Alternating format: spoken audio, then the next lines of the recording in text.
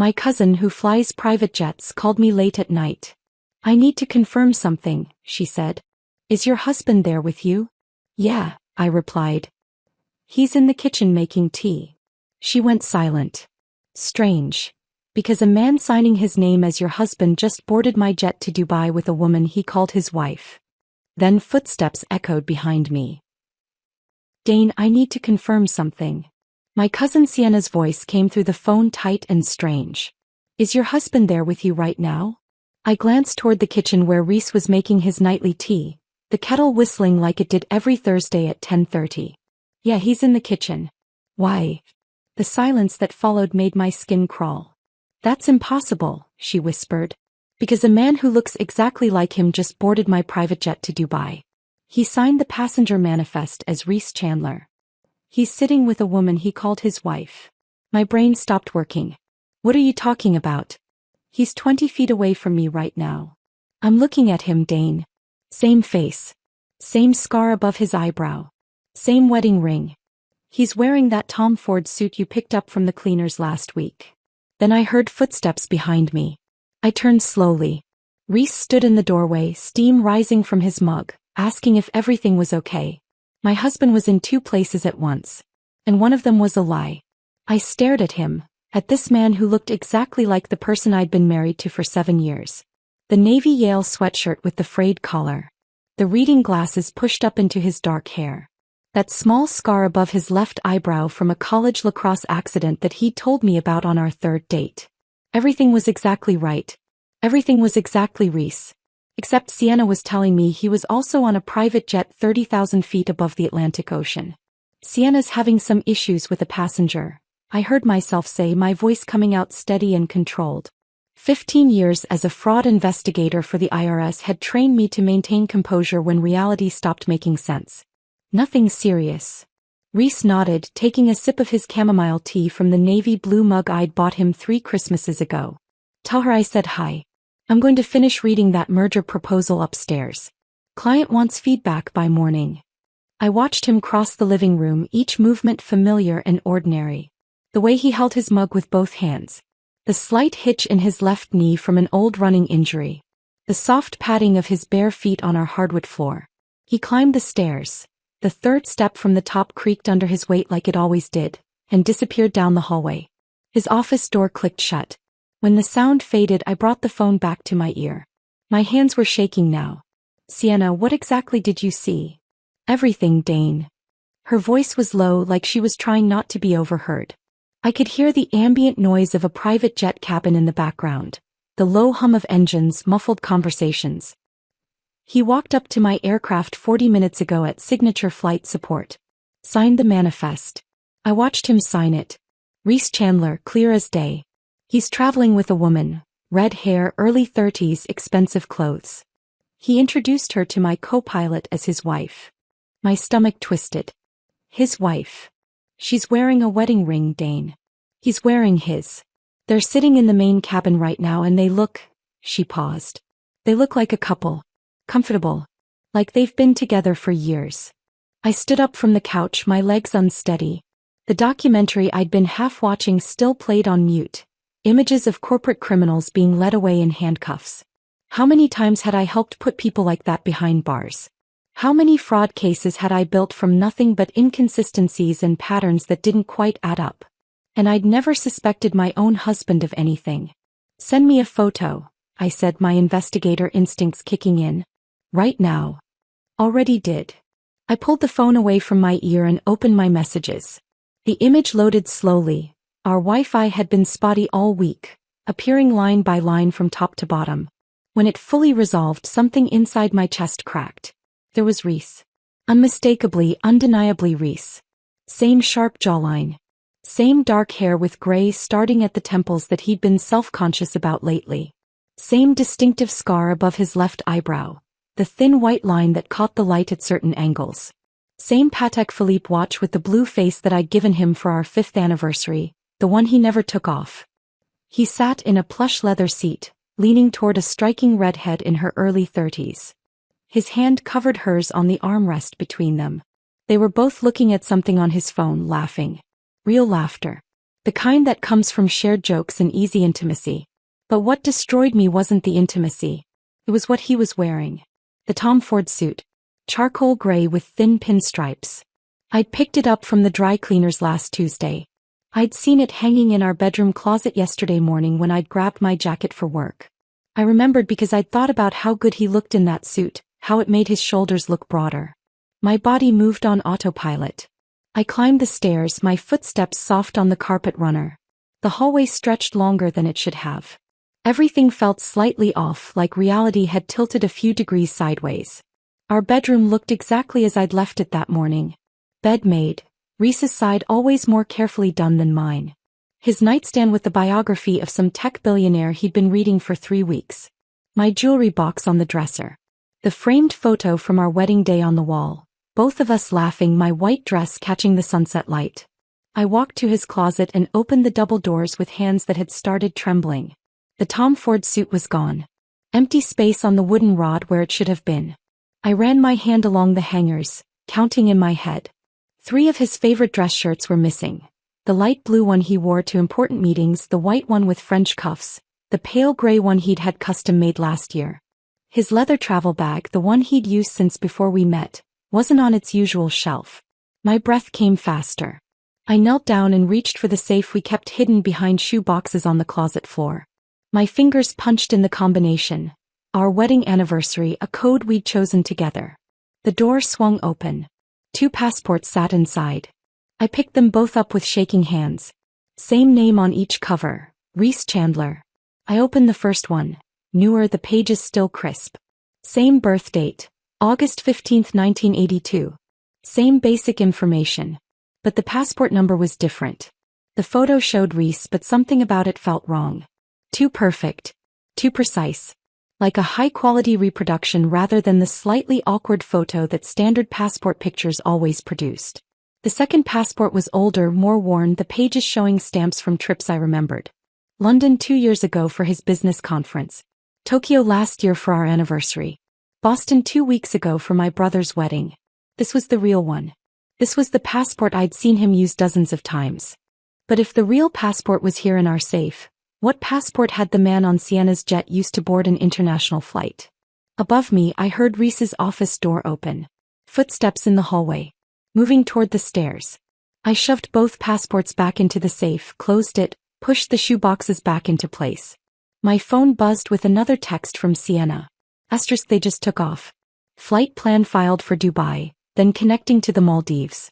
The woman's name on the manifest is Claire Ashford. 20 minutes ago she introduced herself to our crew as Mrs. Chandler. She's wearing a diamond ring that looks like it cost more than my car. Asterisk. Mrs. Chandler. My name. My identity. Being worn by a stranger while my husband, or someone who looked exactly like him, sat upstairs in our brownstone supposedly reading merger proposals. I walked back downstairs, forcing my breathing to steady. The man who looked like Reese had returned to the living room. He sat on our worn leather couch now, right where I'd been sitting when Sienna's call came through. Papers were spread across the coffee table. He'd put on his reading glasses, the tortoise-shell frames I'd helped him pick out last year. He looked absorbed, focused, completely at ease in our home. I needed to test him. Carefully. Subtly.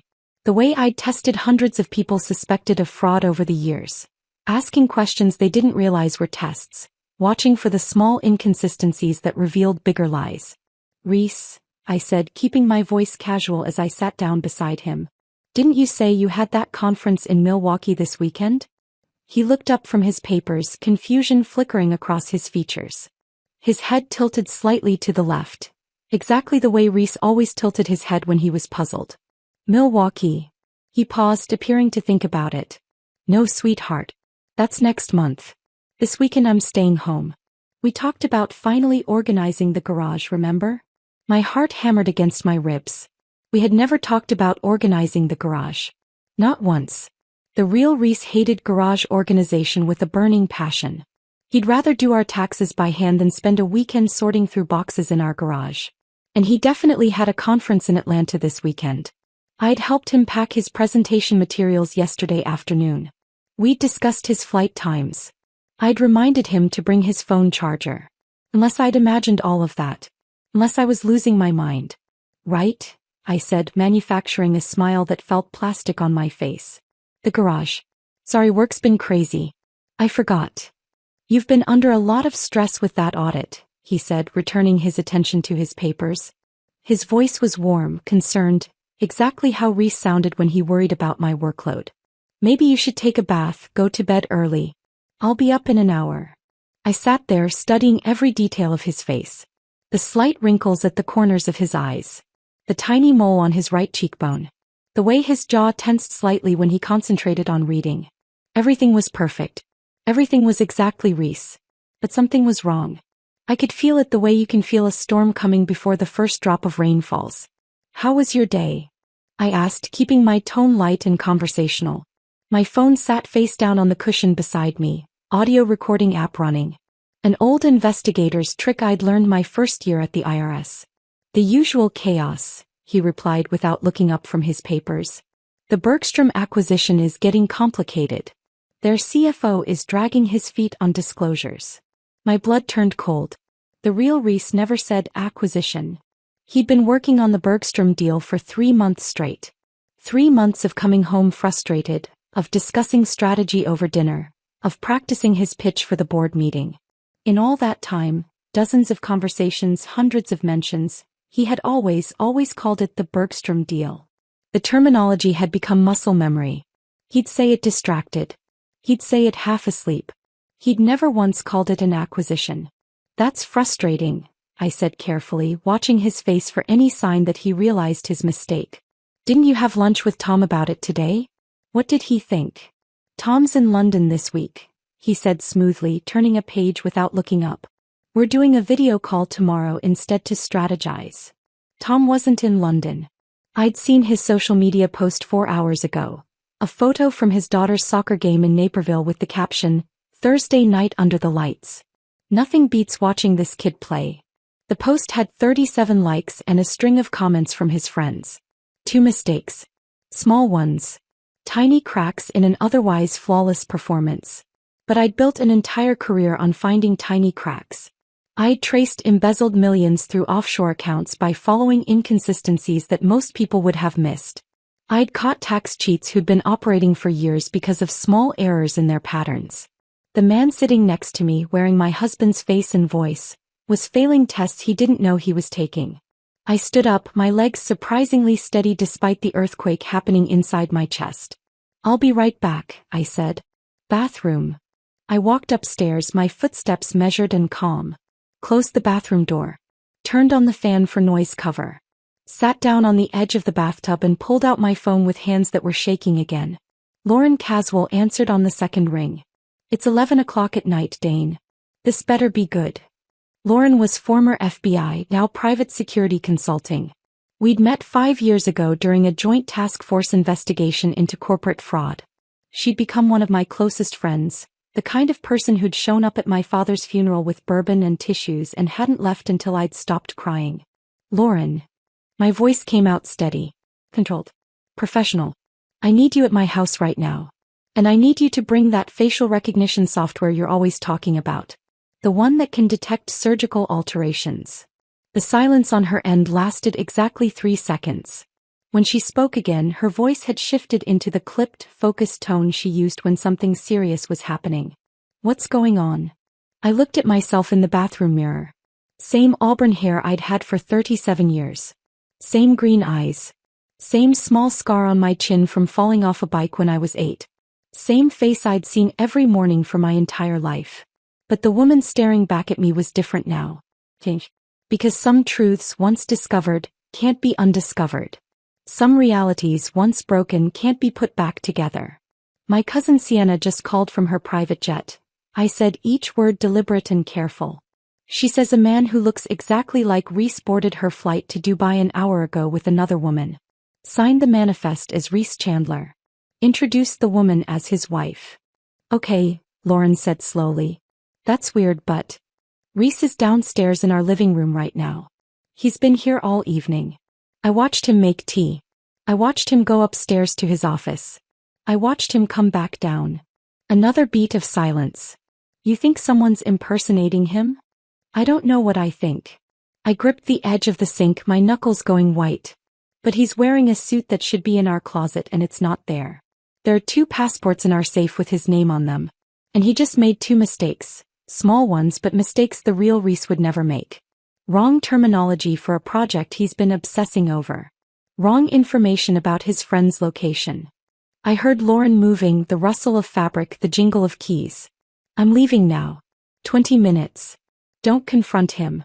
Don't let him know you suspect anything. Just act normal until I get there. What if the man downstairs is the real Reese?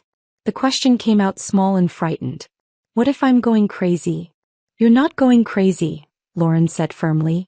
You're one of the best fraud investigators I've ever worked with. If you think something's wrong, something's wrong. I'll be there in 20 minutes. Just hold tight. She hung up. I sat there on the edge of the bathtub, phone still pressed to my ear, listening to dead air.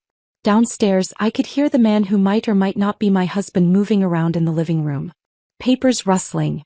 The soft sound of him clearing his throat. My phone buzzed with another message from Sienna. This time it was a second photo. The man who looked like Reese sat with his arm around the redhead's shoulders. She was leaning into him, her head resting against his chest. His chin was on top of her head. Both of them had their eyes closed, faces peaceful and content. They looked like a couple who'd been together for years. Who knew each other's rhythms and habits. Who'd built a life together. Below the photo, Sienna had typed, "I asked my co-pilot to chat with them during beverage service. He said they're celebrating their 3rd wedding anniversary. Said they're going to the Maldives for 2 weeks. The woman told him they've been planning this trip for months. 3rd wedding anniversary. 3 years. Reese and I had been married for 7 years. Which meant if that man on the plane was telling the truth, he'd been married to someone else for almost half of our marriage. I walked back downstairs on legs that felt disconnected from my body.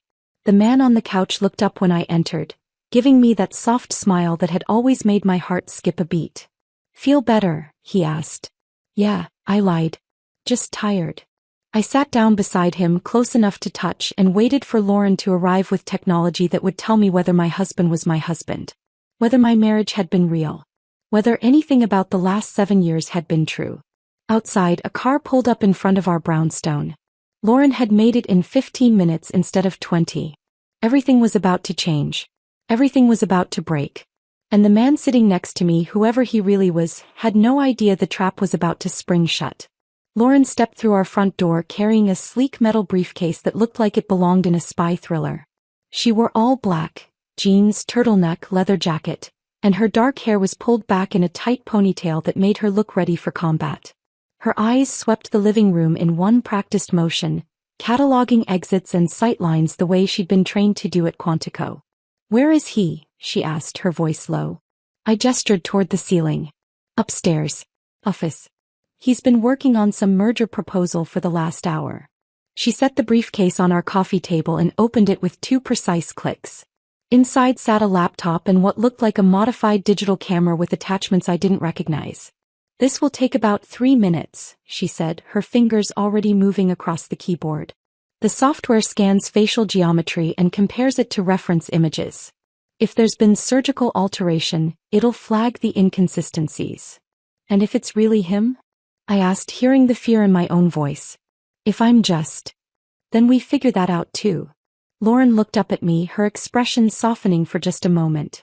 But Dane, I've known you for 5 years. You don't panic. You don't jump to conclusions.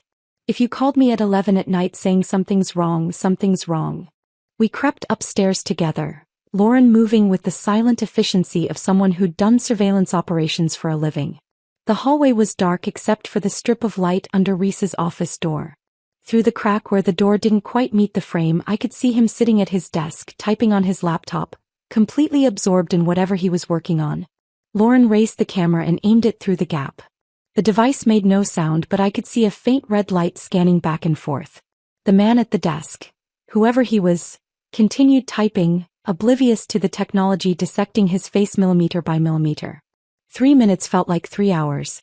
I stood there in my own hallway watching someone who looked exactly like my husband, wondering if I was about to discover I'd been sleeping next to a stranger for months. Or worse, wondering if I was about to discover I was having some kind of breakdown, That paranoia and stress had made me see patterns that didn't exist. Lauren finally lowered the camera and gestured toward the stairs. We descended in silence, each step careful and measured. Back in the living room, she sat on the couch and opened her laptop, pulling up the analysis results. I sat beside her, my hands clenched into fists in my lap. "Okay," Lauren said, her voice taking on the clinical tone she used when delivering bad news. "This man has the same basic facial structure as your husband. Same bone structure, same general proportions. But there are micro differences that indicate surgical alteration." She pulled up a split-screen image. Photos of Reese from my phone on one side, the scan from upstairs on the other. Red lines and measurements covered both images. The distance between his pupils is off by 1.3 millimeters. His ear shape is 97% accurate but not anatomically perfect. The antihelix curve is slightly different. The scar above his eyebrow is positioned correctly, but under magnification the tissue structure is wrong. That's a surgical recreation, not an original injury. Lauren's finger traced the measurements on screen. Whoever this is, they've had extensive cosmetic surgery. We're talking hundreds of thousands of dollars in procedures, probably done overseas where medical regulations are looser and records can disappear. My breath came out shaky. "So that's not Reese?" "No. That's someone who's been surgically altered to look like Reese." The room tilted slightly. I gripped the edge of the couch, forcing myself to breathe. How is that even possible? How long would something like that take? 6 months, maybe longer. Multiple surgeries spaced out to allow for healing. Bone work, cartilage grafts, soft tissue manipulation. Lauren closed the laptop. "This isn't some amateur operation. This is professional-level identity theft. Which means there's serious money behind it." Money. The word triggered something in my investigator brain. A shift from shock to analysis, from victim to hunter. I'd spent 15 years following money trails that people thought they'd hidden. I'd traced embezzled funds through shell companies in 12 different countries. I'd found offshore accounts that tax cheats swore didn't exist. If there was money involved, I could find it. "I need to check our accounts," I said, standing up. "All of them." Lauren followed me to the kitchen where my laptop sat on the table, still open to the documentary streaming site I'd abandoned hours ago. I pulled up our bank login and entered my credentials with fingers that had steadied now that I had a task, a direction, something concrete to investigate. "What am I looking for?" Lauren asked, pulling a chair beside me. "Inconsistencies. Geographic anomalies. Spending patterns that don't match his supposed location." My fingers flew across the keyboard, pulling up account after account. If the real Reese has been living a separate life, he's been funding it somehow. And that money has to come from somewhere. The joint checking account looked normal at first glance. Regular deposits from his consulting firm. Predictable monthly expenses. Mortgage, utilities, groceries, gas. Nothing alarming. Nothing that would trigger automatic fraud alerts from the bank. But I didn't stop at the surface. I pulled up credit card statements going back 6 months and started cross-referencing charges with Reese's calendar, with my own memories of where he'd claimed to be on specific dates. That's when the pattern emerged. "There," I said, my finger stabbing at the screen. "Ritz-Carlton, Dubai. March 15th through 17th. That's the weekend he said he was in Cleveland for a client emergency." I clicked on the itemized charges. Room service for 2. Spa treatments for 2. Couples massage, facial treatments. A $3,200 dinner at Nobu. "I remember that weekend," I said, my voice hollow. "I was home alone with a migraine. He called me twice to check on me." His voice was so concerned. He said he wished he could be home instead of stuck in boring meetings. Lauren leaned closer, reading the charges. "He wasn't in Cleveland." "No." I scrolled further, the evidence mounting with each new statement. "Cartier in Geneva. $47,000. That's from the conference he complained about for weeks. Said it was tedious and corporate and he couldn't wait to come home." I pulled up another statement. "Van Cleef and our pals in Paris. $63,000 in jewelry. I've never received jewelry from Van Cleef and our pals in my life." The dates corresponded with a weekend when Reese had supposedly been visiting his mother in Connecticut. His mother, who'd been in declining health, who he'd said needed help sorting through his late father's belongings. I'd offered to come with him. He'd insisted I stay home and rest, that I'd been working too hard, that his mother would be more comfortable with just him there. How much total? Lauren asked. I opened a spreadsheet and started copying numbers, my investigator training taking over. Years of building fraud cases had taught me to be methodical, thorough, emotionless when cataloging evidence. The luxury hotel charges topped $60,000. The jewelry purchases added another $110,000. High-end restaurants, private car services, first-class flights to cities he'd never mentioned visiting. But that was just the obvious spending. Wait, I said, pulling up our savings account. There's something else. I'd been so focused on credit card charges that I almost missed the real crime. Wire transfers. Small ones. $9,500 each. Just below the $10,000 federal reporting threshold that would trigger automatic alerts to the IRS and FinCEN.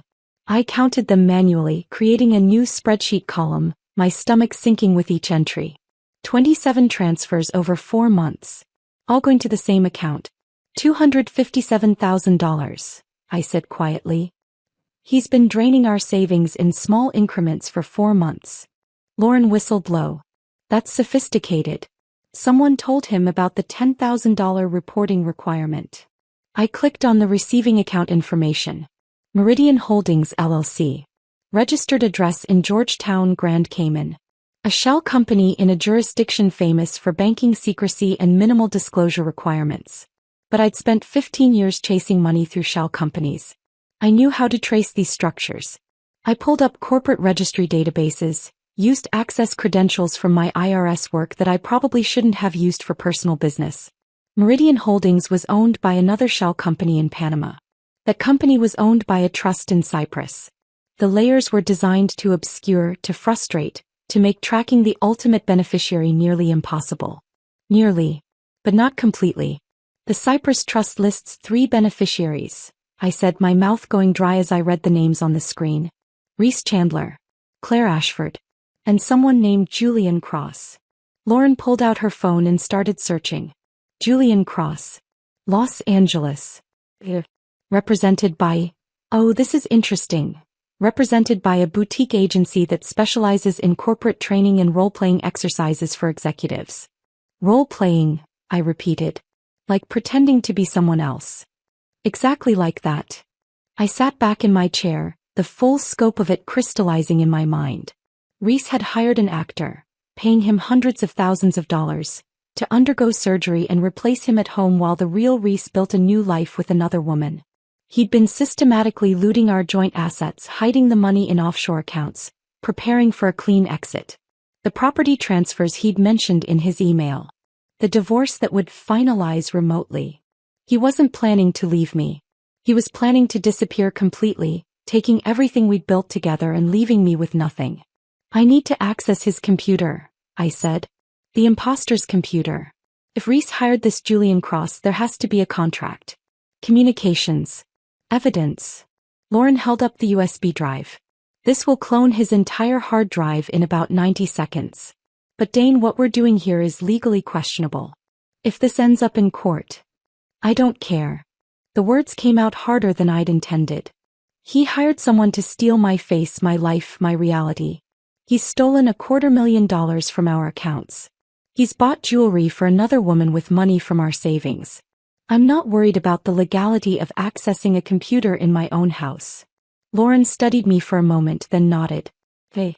But we wait until he's asleep. If he catches us. He won't. We waited. 2 hours that felt like days. I sat at the kitchen table pretending to work on case files while actually tracking every sound from upstairs. At 1:47 a.m., I heard the office door open. Footsteps in the hallway. The bathroom faucet running. Then footsteps again moving toward the bedroom. I gave it 30 minutes. Long enough for him to complete Reese's nighttime routine. The specific brand of toothpaste, the face wash, the habit of reading for exactly 15 minutes before turning off the light. When the house fell silent, Lauren and I moved. We crept upstairs like burglars in my own home. The office door was closed but not locked. Lauren inserted the USB drive into the computer tower, her fingers flying across the keyboard, bypassing password protection with software I didn't ask questions about. The progress bar filled agonizingly slowly. 60 seconds. 70, 80. Down the hall I heard movement from the bedroom. The creak of bed springs. Footsteps. Almost done, Lauren whispered. The footsteps moved toward the hallway. Toward the bathroom. The door closed with a soft click. The progress bar hit 100%. Lauren ejected the drive and we slipped out of the office, closing the door with millimeter precision. We were back downstairs before the toilet flushed. In the kitchen, Lauren plugged the drive into her laptop. I'll need time to go through all this. There's a lot here. How long? Give me 30 minutes. I made coffee while Lauren worked, the familiar ritual helping to steady my shaking hands. Outside, the first hints of dawn were starting to lighten the sky. Thursday night had bled into Friday morning. 24 hours ago, my biggest concern had been finishing an audit report by deadline. Now I was learning that my entire marriage had been a performance. Got it, Lauren said suddenly. Dane, you need to see this. I moved behind her chair, coffee forgotten, and looked at the screen. A folder labeled Performance Contract, Confidential. Inside were PDFs, emails, payment records. The contract was with Julian Cross. $75,000 up front. $25,000 monthly for ongoing performance maintenance. Bonuses for maintaining accuracy of character portrayal without detection. But worse than the contract were the notes. Page after page of them. My life reduced to stage directions. Asterisk subject takes coffee with oat milk and 1 sugar. Subject calls mother every Sunday at 2 p.m. without fail. Subject becomes emotional during the final scene of Casablanca. Avoid watching this film. Subject's father died March 12, 2022. Emotional trigger. Do not mention unless she brings it up first. Subject prefers missionary position. Typically initiates intimacy on weekends. Asterisk. My stomach turned. Every intimate detail of my life, catalogued and handed to a stranger like a script. There's more, Lauren said quietly. She opened an email thread between Reese and Claire Ashford, dated back 8 months. Plans. Updates. Logistics. And then from 3 weeks ago the email that made everything perfectly horribly clear. Asterisk 6 more weeks and we're free. Julian's doing better than expected. She hasn't suspected anything. Once the property transfers clear and the offshore accounts are established, we can disappear to the Maldives. The divorce will finalize remotely. By the time she figures it out, we'll be untouchable. Thank you for being patient, Claire. Our real life starts soon. Asterisk. I read it 3 times. My hands were steady. My voice was steady. But inside, something had crystallized into cold, focused rage. Reese hadn't just betrayed me. He'd orchestrated an elaborate con to steal everything while keeping me docile and unsuspecting. He'd forgotten one crucial detail, though. I'd spent 15 years hunting people who thought they were too smart to get caught. And I was very, very good at my job. I stared at that email for a long time. Our real life starts soon.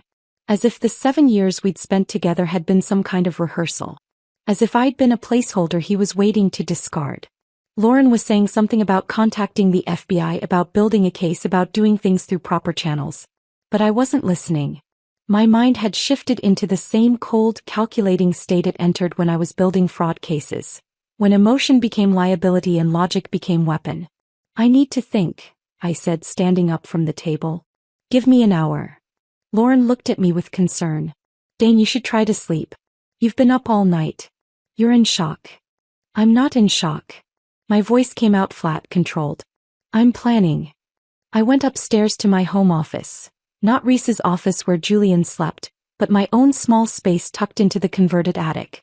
The room where I'd built cases against corporate criminals, where I'd traced embezzled millions through shell companies, where I'd learned to think like the people I was hunting.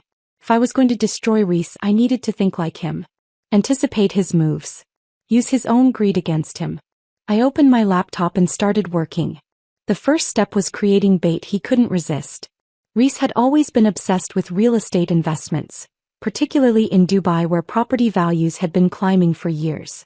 He talked about it constantly during our early marriage. How if we could just get enough capital together, we could make a killing in the Middle Eastern property market.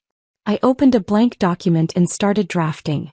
Exclusive investment opportunity, Dubai Marina Development Project. I made it look professional, corporate, legitimate. Projected returns of 30% annually. Limited partnership positions available. Time-sensitive opportunity requiring immediate authorization. The key was making it require both our signatures. Something that would force him to access our shared accounts, to use his credentials, to leave a digital trail proving he was actively stealing from me. I backdated partnership documents, forged Reese's signature using samples from our legitimate paperwork. Years of examining fraudulent documents had taught me exactly what made forgeries look authentic. The irony wasn't lost on me that I was using skills I'd developed to catch criminals to now trap my own husband. But the real genius was in the code I embedded in the documents. Lauren had taught me basics of digital forensics during one of our joint investigations. Now I was putting that knowledge to use in ways she probably hadn't intended. I created a piece of malware disguised as a PDF signature verification tool. When Reese opened the document from an international IP address and entered his credentials to authorize the investment, the code would activate. It would freeze every account we shared. Checking, savings, investments, credit cards. It would lock down the offshore accounts I'd discovered in the Cayman Islands and Switzerland. And it would simultaneously send alerts to the FBI's International Fraud Division, the IRS Criminal Investigation Unit, and Interpol. The beauty of it was that I didn't need to prove anything. His own actions would prove everything. The moment he tried to access our money from Dubai, he'd trigger a cascade of investigations that would bury him. I embedded the fake investment opportunity in our shared cloud storage, in a folder labeled Q3 Financial Review. Exactly the kind of boring paperwork that Reese always reviewed obsessively before making major financial decisions. He'd find it. His greed and his arrogance would make him unable to resist. By the time the sun started rising, turning our attic window from black to gray to gold, I had everything ready. The trap was set. Now I just needed to make sure Reese took the bait. I checked my phone. 3 messages from Sienna, sent over the past few hours. They're at the Burj Al Arab. Checked in under Mr. and Mrs. Chandler. Requested the royal suite. That's the same room you and Reese stayed in for your anniversary, isn't it? My co-pilot says they told the concierge they're celebrating their 3rd wedding anniversary. 3 years, Dane. He's been lying to you for at least that long. The royal suite. The same room where Reese had surprised me with champagne and roses 2 years ago. Where he told me I was the love of his life. Where I'd believed completely and naively that our marriage was real. Now he was there with Claire, probably saying the same things, making the same promises, living the same lie with a different woman. I called Sienna. She answered on the first ring. I need your help, I said without preamble. Are they still at the hotel? As far as I know. Want me to check? Yes. And I need you to do something else. I explained my plan, walking her through each step. By the time I finished, she was laughing, a low, dark sound full of satisfaction. You're devious, she said. I love it. When do you want me to? Give it 48 hours. I need time to make sure everything's in place here first. He has no idea what's coming, does he? No, I said. He thinks I'm too trusting. Too naive. He thinks I've spent the last 4 months sleeping next to an imposter without noticing. He's underestimated me completely. That's going to be his biggest mistake, Sienna said. The best part about all this. He spent hundreds of thousands of dollars hiring someone to replace himself, but he forgot the most important detail. What's that? You're smarter than he ever was. Her words settled over me like armor. He was right. Reese had always been clever. Smooth, charming, good at reading people and telling them what they wanted to hear. But I was the one who'd built a career finding patterns in chaos. Tracing money through deliberately obscured channels, seeing through deception that was designed to be invisible. He'd made a critical error. He'd confused my trust for stupidity. I ended the call with Sienna and went back downstairs. Lauren was still at the kitchen table, now going through the cloned files with systematic precision. I need coffee, I said. Real coffee. The kind that requires leaving the house. Lauren looked up at me. You should probably stay here. If Julian wakes up. Let him wake up. I need to talk to him anyway. As if summoned by my words, I heard footsteps on the stairs. Julian appeared in the kitchen doorway, his hair disheveled from sleep, wearing Reese's pajamas. For a moment, seeing him like that, vulnerable and half awake, the resemblance was so perfect it made my chest ache. Then he spoke and the illusion shattered. How long have you known? His voice was pure Los Angeles, nothing like Reese's carefully modulated East Coast accent. Since the phone call, I said. But I've suspected something was wrong for weeks. He walked to the coffee maker, moving through Reese's morning routine on autopilot. Then he stopped, seemed to realize what he was doing and turned to face me. I'm sorry. I know that doesn't mean anything, but I am. Sit down, Julian. He sat. Lauren watched him with the flat, assessing stare she'd perfected during her FBI years. I pulled out my phone and showed him a photo, one of the images Sienna had sent of Reese and Claire on the jet. That's the man who hired you. Reese Chandler.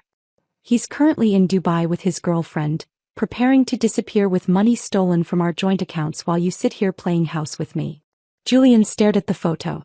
He told me you were separated, that you wouldn't sign divorce papers, that he needed someone to maintain appearances for business reasons. And you believed that? I wanted to believe it. His voice cracked slightly. I've been auditioning for 15 years. Waiting tables, driving for food delivery apps, watching younger actors get the roles I used to audition for. Then this guy approaches me with $75,000 cash up front, tells me all I have to do is play a role for 3 months. It was more money than I'd seen in my entire life. How did he find you? Through my agent. Said he worked for a corporate training company that needed someone for an immersive executive coaching program. Made it sound legitimate. By the time I realized it wasn't. He gestured helplessly at his face. I'd already had the surgery. Already committed. And the money kept coming. $25,000 a month. I told myself it was just acting. That I wasn't hurting anyone. Except you were, I said quietly. You've been sleeping in my bed, eating at my table, living in my house under false pretenses for 4 months. I know. He looked down at his hands that were shaped like Reese's hands but weren't. I know, and I'm sorry. If I could undo it. You can't. But you can help me make this right. His head snapped up. How? I explained my plan. The fake investment opportunity. The embedded malware. The trap I was setting for Reese that would freeze his assets and alert federal authorities the moment he tried to access our accounts from Dubai. I need you to do one more performance, I said. The best one of your life. Can you do that? Julian was quiet for a long moment. Then he nodded. What do you need? I need you to keep being Reese for 48 more hours. Act completely normal. If he contacts you, and he will, to coordinate the property transfer, you tell him everything is fine. That I suspect nothing. That the plan is working perfectly. You want me to lie to him. I want you to help me catch a criminal, I corrected. Reese has committed identity theft, fraud, embezzlement, and probably a dozen other crimes I haven't discovered yet. He's hired you as an accomplice, which means you're implicated whether you meant to be or not. But if you cooperate, if you help me build a case that will hold up in court, I'll make sure prosecutors know you were a victim too. And if I don't cooperate? Lauren spoke up for the first time. Then you're looking at federal charges. Identity theft alone carries up to 15 years. Add fraud, conspiracy, and the interstate nature of this scheme and you're talking about decades in prison. Julian went pale. I didn't know it was illegal. I swear I thought. It doesn't matter what you thought, I said. It matters what you knew and when you knew it. Right now you have a choice. Help me or go down with Reese. He stared at me for a long moment. I could see the calculation happening behind his eyes. The same calculation Reese must have made when he decided I was worth betraying, that our marriage was worth destroying for money and a woman named Claire. Okay, Julian finally said. I'll help you. Tell me what you need. I pulled out a notepad and started writing. First, I need everything Reese gave you. The instruction manual about my life. Any communications you've had with him. Recording devices if he asked you to wear any. Everything. He gave me a phone. Separate from my personal phone. Said to only use it to contact him. All our communications are on there. Get it? Now. Julian stood and left the kitchen. I heard him climbing the stairs, moving around in Reese's office. When he came back, he carried a sleek black smartphone that I'd never seen before. He texts me every few days, Julian said. Checking that the performance is holding up. Asking if you suspect anything. Last message was yesterday morning. I took the phone and opened the messaging app. There was only one conversation thread, no contact name, just a Dubai number I didn't recognize. The most recent message sent at 9:47 a.m. yesterday. Status check. Any issues? Julian's response. All clear. She suspects nothing. Performance maintaining accuracy. Reese's reply. Good. Property transfer paperwork will be ready by Monday. Make sure she signs everything without reading too carefully. You know how she gets with legal documents, always overthinking. Keep her distracted. I read that message 3 times. Keep her distracted. As if I were a problem to be managed rather than a person. As if our marriage had been nothing more than an obstacle to work around. I need you to send him a message, I said to Julian. Right now. Tell him everything is perfect. Tell him you found the investment opportunity documents I've been working on, and that I'm excited about the Dubai property development. Tell him I'm already talking about how this could be our retirement fund. Julian took the phone and typed. His fingers moved quickly, easily, like he'd sent dozens of these messages before. Quick update. Found investment docs she's been reviewing. Dubai Marina property development. She's excited about it, already talking about early retirement. Thinks it's her idea to pursue it. Perfect timing for property transfer. She'll sign anything right now. We watched the screen together. 3 dots appeared almost immediately, showing Reese was typing a response. Excellent work. This is exactly what we needed. Transfer should clear by end of week.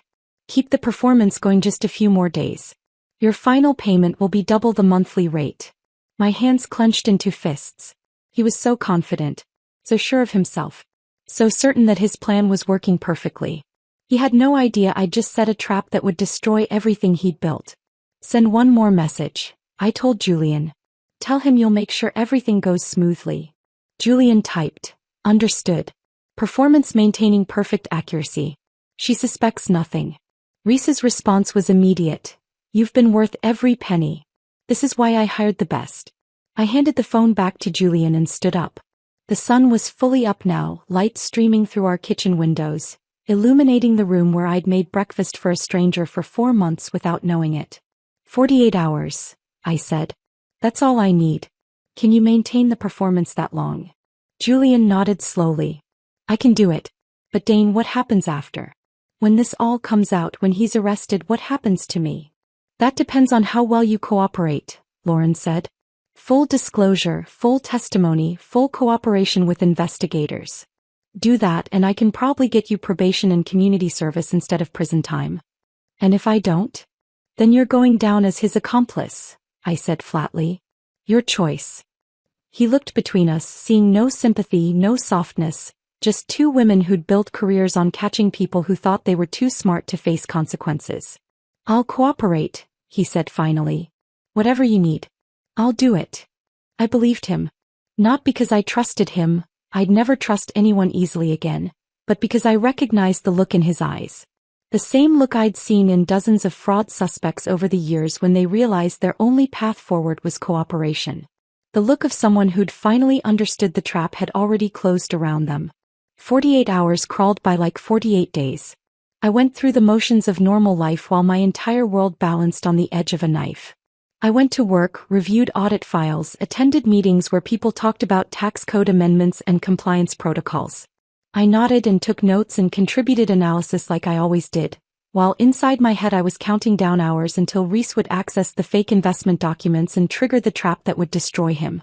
Julian maintained his performance with unnerving precision. He made chamomile tea at 10:30 every night. He read the Financial Times over breakfast. He even took a client call on speakerphone, something Reese did frequently, and I listened to him discuss merger strategies using terminology and insights that could only have come from Reese's own instruction manual. Watching him was like watching a ghost. Every gesture perfect. Every mannerism exact. If I hadn't known the truth, I never would have suspected. On the second night, I sat in my attic office with Lauren, both of us staring at her laptop screen where monitoring software tracked activity on our shared cloud storage. The fake investment documents sat there, unopened, waiting. What if he doesn't take the bait? I asked, voicing the fear that had been gnawing at me since I'd planted the trap. He will, Lauren said with the confidence of someone who'd spent years profiling criminals. Everything you've told me about him says he can't resist. He's greedy, arrogant, and he thinks you're too naive to notice what he's doing. That combination makes people reckless.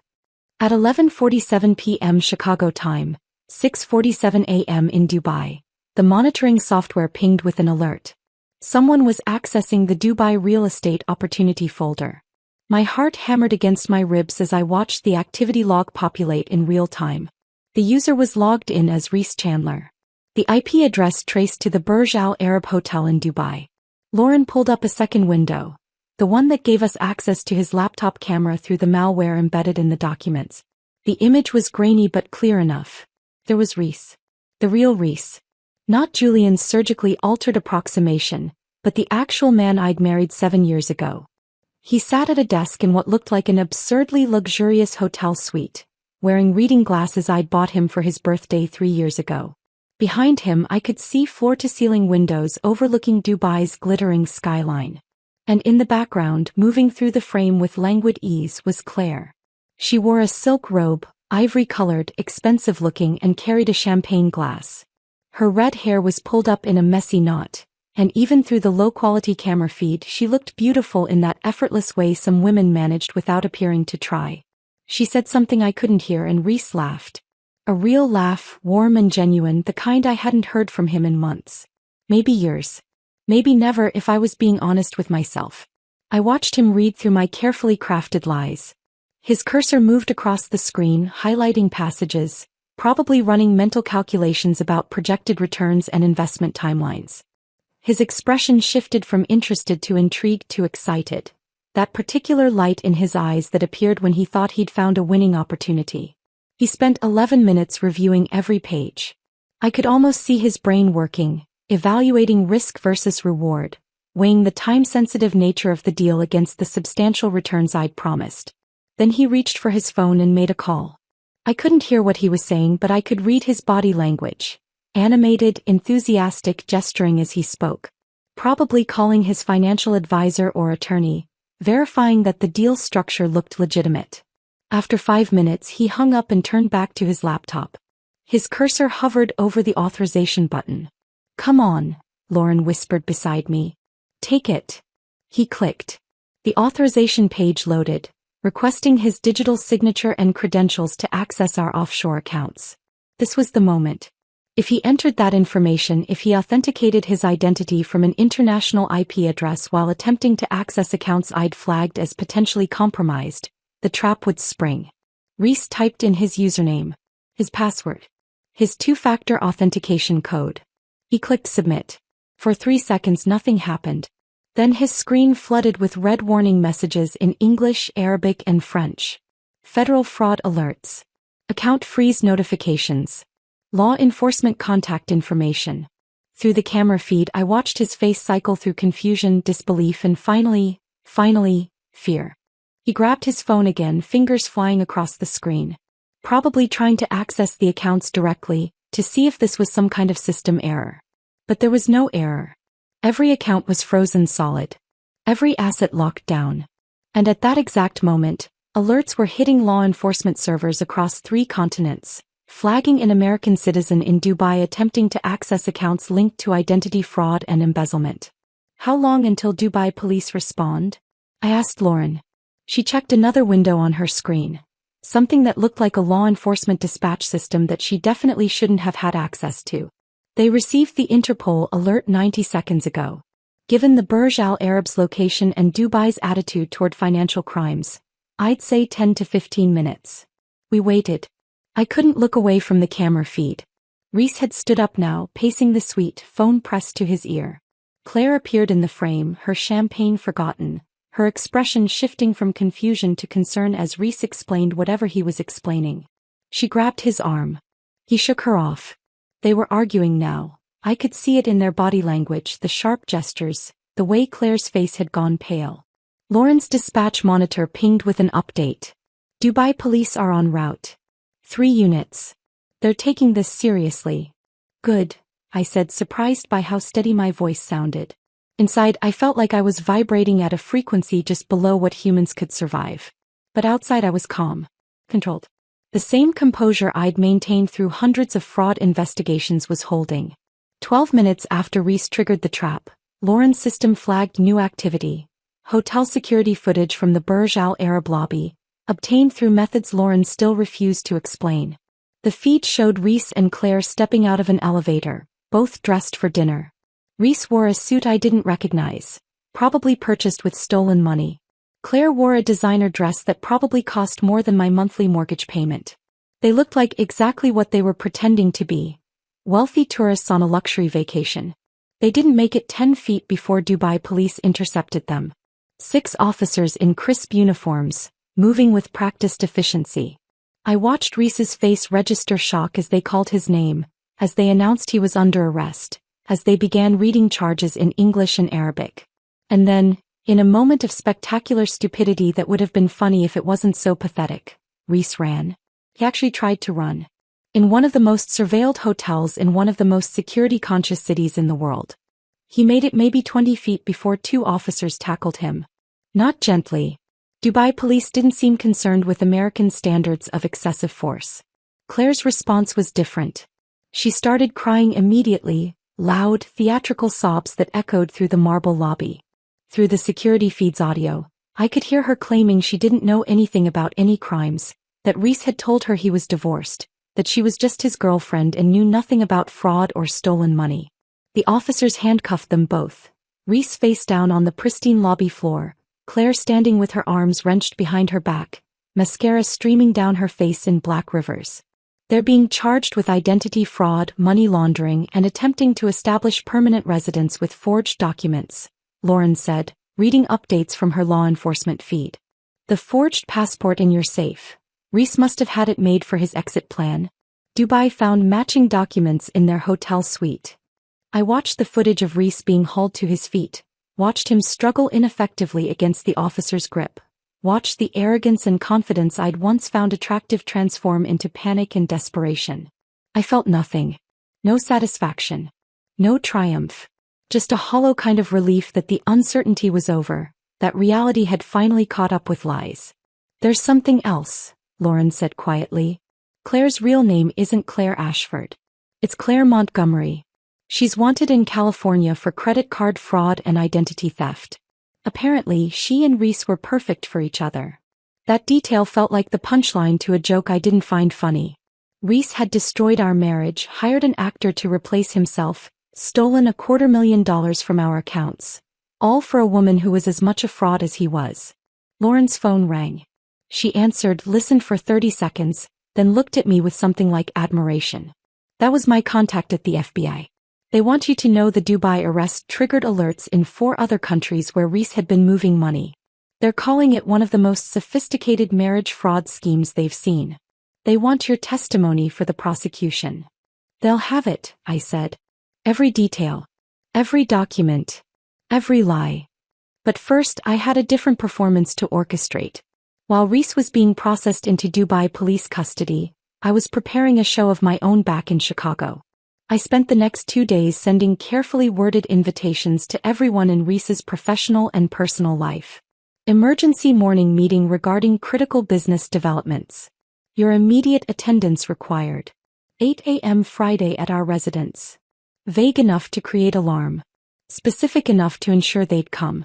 Reese's business partners received invitations. His major clients received invitations. His mother, Helen, who'd spent 7 years making subtle comments about my clothes, my career, my failure to produce grandchildren, received an invitation. His brother Marcus, who'd always treated me like temporary furniture in Reese's life, received an invitation. I wanted witnesses. I wanted everyone who'd been part of Reese's respectable professional facade to see it crumble. Friday morning arrived cold and gray. Julian played his final role with the dedication of someone who understood his freedom depended on a convincing performance. He answered the door as each guest arrived, greeting them with Reese's firm handshake and reassuring smile. He made small talk about traffic and weather. He offered coffee from our kitchen, playing the gracious host in our brownstone. Helen arrived first, as I'd known she would. She wore pearls and a silk blouse, her gray hair perfectly styled, her expression already pinched with the particular brand of disapproval she reserved for me. She looked around our living room like she was cataloging evidence of my inadequacy as a wife. Marcus came next, expensive suit and irritated expression, checking his phone every 30 seconds like our emergency meeting was an inconvenience he'd deigned to tolerate. Then the business partners filed in. 3 men who'd built a consulting firm with Reese over 8 years, who'd trusted him with company finances and client relationships. They looked confused but professional, settling onto our furniture with coffee cups and polite murmurs. The clients came last. Paxio, a real estate developer, a venture capitalist, people whose businesses were worth millions, who'd paid Reese substantial fees for strategic advice and financial guidance. I watched from the kitchen as Julian worked the room. Not a single person questioned his identity. Not one of them noticed the micro differences that Lauren's software had flagged, the tiny imperfections in his surgically altered face. They saw what they expected to see. They believed what was easiest to believe. At 8:47 a.m. exactly on schedule, there was a knock at our front door. I opened it to find 4 FBI agents in dark suits, badges already displayed, faces professionally neutral. "We have a warrant for the arrest of Reese Chandler," the lead agent said, her voice carrying into our crowded living room. Every conversation stopped. Every face turned toward the door. Julian didn't hesitate. He'd rehearsed this moment with me a dozen times. "That's me," he said, letting his Los Angeles accent replace the Princeton polish he'd been performing. "Except it's not." The silence in our living room was so complete I could hear the refrigerator humming in the kitchen. "My real name is Julian Cross," he continued, his voice steady despite the room full of shocked faces. "I'm an actor from Los Angeles. I was hired by Reese Chandler 4 months ago to impersonate him as part of an elaborate fraud scheme. I've been cooperating fully with federal authorities and am prepared to testify to everything I know." Helen's hand flew to her pearl necklace like she could clutch dignity along with jewelry. Marcus's face went completely pale. The business partners looked at each other with expressions that cycled rapidly through disbelief, confusion, and dawning horror. And I stepped forward to take control of the room I'd spent 2 days choreographing. "My name is Dane Holloway," I said, my fraud investigator voice calm and professional. "And I'm going to explain exactly how my husband hired an actor to replace himself while he looted our assets and fled the country with his mistress." Then I played them the recording of Sienna's phone call, and began to methodically destroy every lie Reese had built. I pulled up Sienna's recorded phone call on my laptop and connected it to our television. The sound of her voice filled the living room, tight with tension, uncertain, asking if Reese was home with me. My own voice responded, "Yeah, he's in the kitchen making tea." "Why?" Then Sienna's impossible answer. "That's strange because a man who looks exactly like him just boarded my jet to Dubai. He signed the passenger manifest as Reese Chandler. He's sitting with a woman he called his wife."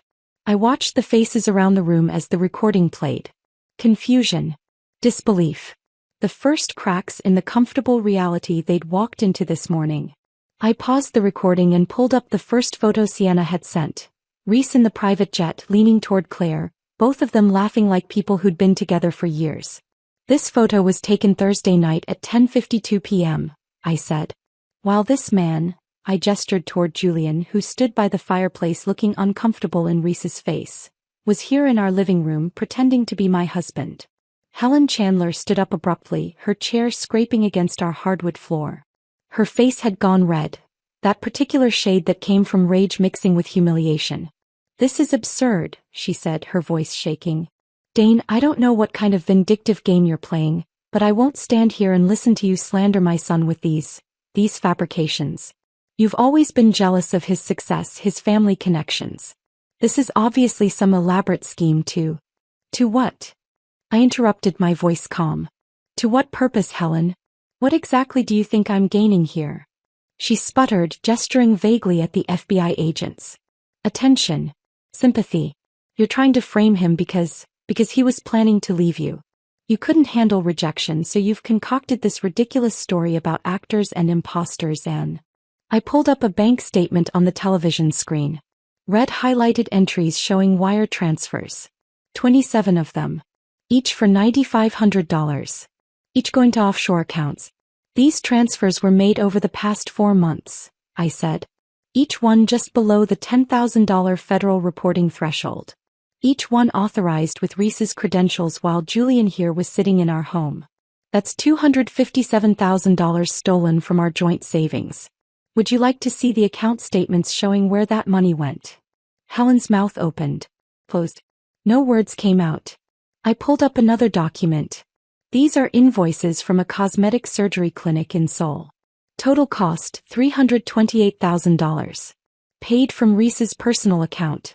The procedures are listed here. Facial bone restructuring, cartilage grafts, soft tissue manipulation, scar recreation. The patient name is listed as Julian Cross.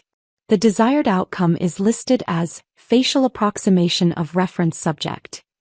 I switched to another screen showing email timestamps. These are communications between Reese and Claire Ashford going back 10 months. They discuss hiring Julian. They discuss the surgery timeline. They discuss maintaining the deception while Reese transferred assets offshore. I paused, looking directly at Helen. This email is dated December 23rd. That's 2 days before Christmas, when Reese sat at your dining table with his arm around my shoulders, helping me through my first holiday without my father. The email subject line read, Timeline Update Property Transfers. The preview text was visible on the screen. Julian's performance is flawless. She suspects nothing. We'll be free by summer. Helen sat down slowly, her face no longer red but ashen. Her hand trembled as she reached for her pearl necklace. A gesture I'd seen her make 1,000 times when she was stressed or uncomfortable. Marcus, Reese's brother, stood up next. He looked like he was going to be sick. I didn't know, he said quickly, addressing the FBI agents.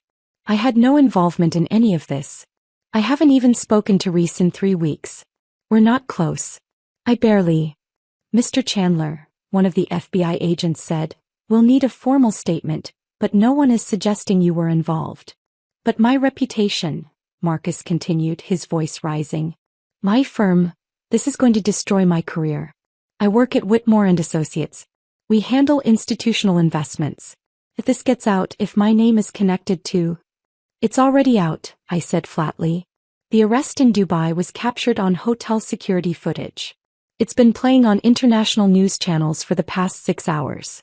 Your brother tried to run from Dubai police in the lobby of the Burj Al Arab. They tackled him in front of 100 witnesses. It's gone viral. Marcus sat back down heavily, his face in his hands. I turned my attention to Reese's business partners. 3 men who'd spent 8 years building a consulting firm, who'd trusted him with company finances, client relationships, strategic decisions. You should check your company accounts, I said. All of them. Because if Reese was stealing from our joint savings, I guarantee he was stealing from you too. The one whose name I thought was David already had his phone out, fingers flying across the screen. His face went from concern to horrified as he read whatever appeared on his display. There are discrepancies, he said quietly. Client trust accounts. I'm seeing unauthorized transfers dated back 6 months. How much? One of his partners asked. David's voice shook. I need to call our accountant. But from what I'm seeing here, it looks like it could be over $1 million.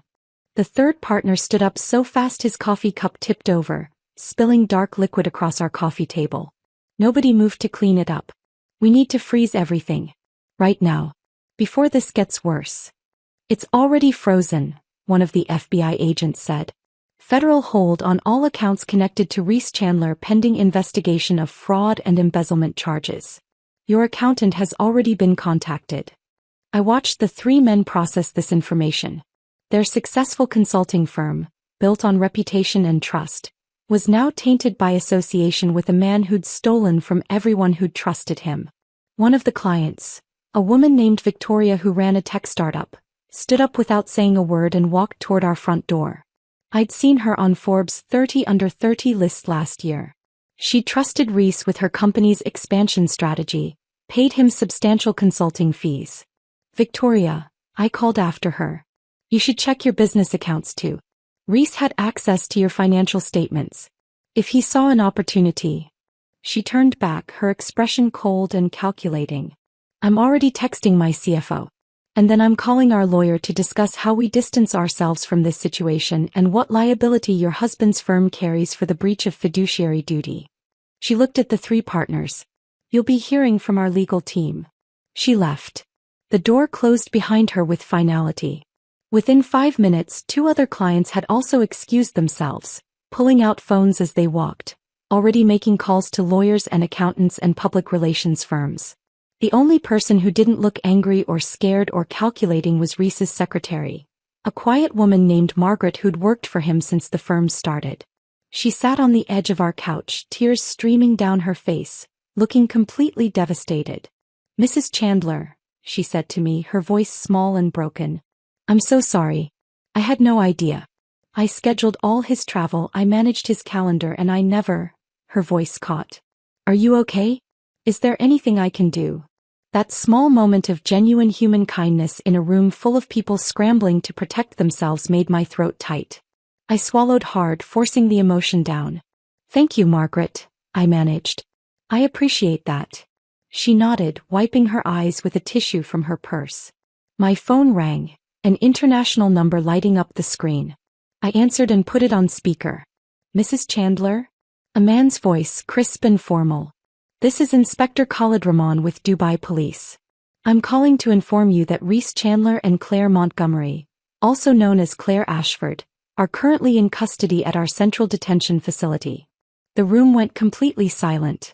"They've been charged with identity fraud, money laundering, attempting to establish permanent residence with forged documentation, and several violations of United Arab Emirates financial crimes statutes. We've also discovered that Ms. Montgomery has outstanding warrants in California for credit card fraud and identity theft." I looked around the room at all these people hearing this for the first time. Helen had gone completely white. Marcus looked like he might actually vomit.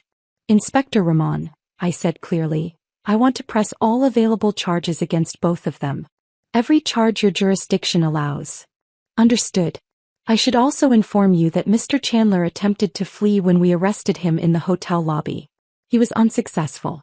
The incident was captured on security footage and has unfortunately received substantial media attention." "How substantial?"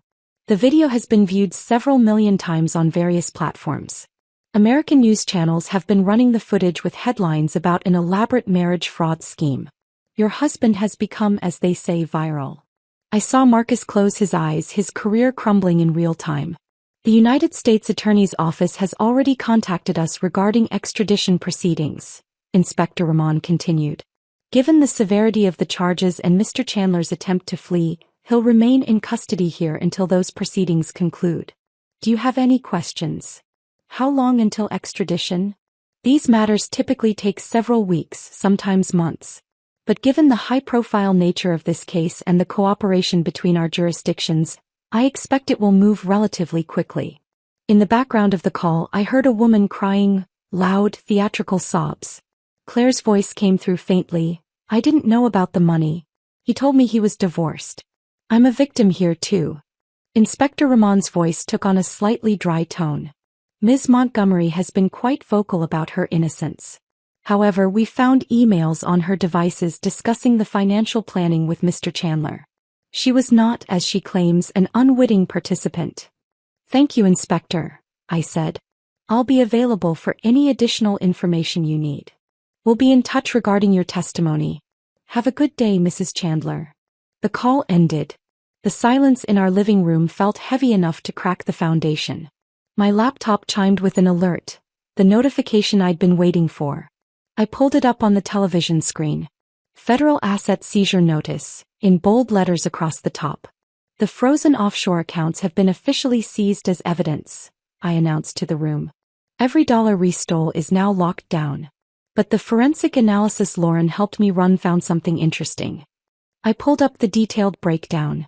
The total stolen funds amount to $4.2 million. That includes $257,000 from our joint accounts, $1.3 million from your company's client trust accounts. I looked at the business partners, and nearly $2 million from various other sources we're still tracing. Some of it appears to be from your mother's trust fund, Marcus. Marcus's head snapped up. "What?" "Reese had power of attorney for your mother's medical trust. Looks like he's been making unauthorized withdrawals for about 8 months." Helen made a sound like all the air had left her body. The lead FBI agent stepped forward. "Mrs. Holloway, we're going to need detailed testimony about your investigative process. Your forensic accounting work is the foundation of this case. Would you be willing to provide that?" "Absolutely," I said. "Every document, every timeline, every piece of evidence I gathered. You'll have complete cooperation." The agent nodded. We'll also need statements from everyone present. This will take several hours. As the agents began separating people for individual interviews, I excused myself to the kitchen. My hands were shaking now that the performance was over, now that the carefully maintained composure was no longer necessary. Julian followed me, still wearing Reese's face but moving like himself, shoulders less rigid, gestures less controlled. "Are you okay?" he asked quietly. I looked at him, this stranger who'd been paid to steal my reality, and felt a strange, complicated mix of emotions. Anger at what he'd been part of, pity for how he'd been used, gratitude that he'd chosen cooperation over loyalty to Reese. "I don't know," I said honestly. "Ask me in 6 months." He nodded, understanding that some questions didn't have immediate answers. Through the kitchen doorway, I could see the FBI agents conducting interviews, could hear Helen crying softly as she gave her statement, could see Marcus texting frantically, probably to his firm's crisis management team. Everything was collapsing exactly as I'd planned. Every lie exposed. Every theft documented. Every betrayal laid bare. So why did victory feel so hollow? The FBI interviews took 6 hours. By the time the last agent left our brownstone, it was late afternoon and I felt like I'd been hollowed out from the inside. Every question had required reliving some piece of the betrayal. How long had I suspected? What made me check the accounts? When did I realize the man in my house wasn't my husband? I'd answered everything with the same methodical precision I used in my own investigations. Dates, times, documentation references. No emotion in my voice, just facts presented in logical sequence. But now, standing alone in my kitchen while Julian packed his belongings upstairs and Lauren made phone calls in the living room, the emotional bill came due. My hands started shaking. Then my legs. I sat down hard on one of our kitchen chairs, the same chairs Reese and I had picked out together 4 years ago at a furniture store in Evanston, debating between oak and walnut finishes like it mattered, like we were building something permanent. I put my head in my hands and tried to breathe through the wave of delayed shock rolling over me. 7 years. 7 years of marriage, and I didn't know how much of it had been real. Had he loved me at the beginning? On our wedding day when he'd cried during his vows? During our honeymoon in Greece when we'd stayed up all night talking about the future we'd build together? Or had I just been convenient? A cover story he could maintain while he figured out what he really wanted? My phone buzzed. Then buzzed again. And again. I pulled it out to find my inbox flooded with notifications. News alerts. Social media mentions. Messages from numbers I didn't recognize. I opened the news app. The headline made my stomach drop. Chicago investment consultant arrested in Dubai for elaborate marriage fraud scheme involving body double. Below it, a video. I clicked play and watched grainy hotel security footage of Reese trying to run from Dubai police, getting tackled in the marble lobby of the Burj Al Arab. The video had been viewed 3.7 million times in 6 hours. Another headline. Wife catches husband's surgically altered imposter after cousin's call from private jet. Another. Forensic accountant uses own skills to expose husband's $4 million fraud. They were calling it the double life case. My name was in every article. My photo, pulled from my IRS employee directory, appeared on news websites. My professional credentials were being discussed on financial news channels. I'd wanted to destroy Reese's carefully constructed life. I'd succeeded beyond my expectations. But I hadn't considered that the explosion would also consume my own privacy, my own anonymity, my own ability to just exist without being the woman from that story. My phone rang. A Chicago number I didn't recognize. I almost didn't answer, but something made me pick up. Dane Holloway? A woman's voice, professional and warm. My name is Patricia Hamilton. I'm a senior correspondent with Bloomberg Financial News. I know you must be overwhelmed right now, but I'd like to request an interview. I promise to treat your story with the respect and accuracy it deserves. I'm not giving interviews, I said automatically. I understand, but I think you should reconsider. Right now, the story is being told by people who don't understand financial fraud, who are treating this as tabloid entertainment. You have expertise that could help others recognize these schemes. You could control the narrative instead of letting it control you. He had a point. I'd spent enough time watching fraud cases play out in media to know that the first narrative to take hold was usually the one that stuck. Better to tell my own story accurately than have it told by reporters who didn't understand forensic accounting or identity theft. One interview, I said. On my terms. I want to review questions beforehand, and I won't discuss personal details about my marriage beyond what's already public. Agreed. When are you available? We scheduled it for the following week. After I hung up, Lauren appeared in the kitchen doorway. That was smart, she said. Control the story before it controls you. That's what I figured. I stood up, forcing my legs to be steady. Is Julian still here? Upstairs packing. FBI arranged for him to stay in protective custody until the trial. Too many reporters figured out where you live. They're camped outside. I walked to the front window and pulled back the curtain slightly. Sure enough, 3 news vans sat parked across the street. Reporters with cameras stood on the sidewalk, waiting for someone to emerge. Great, I muttered. How am I supposed to leave my own house? FBI's sending a car around back in 20 minutes. They'll take Julian to a secure location.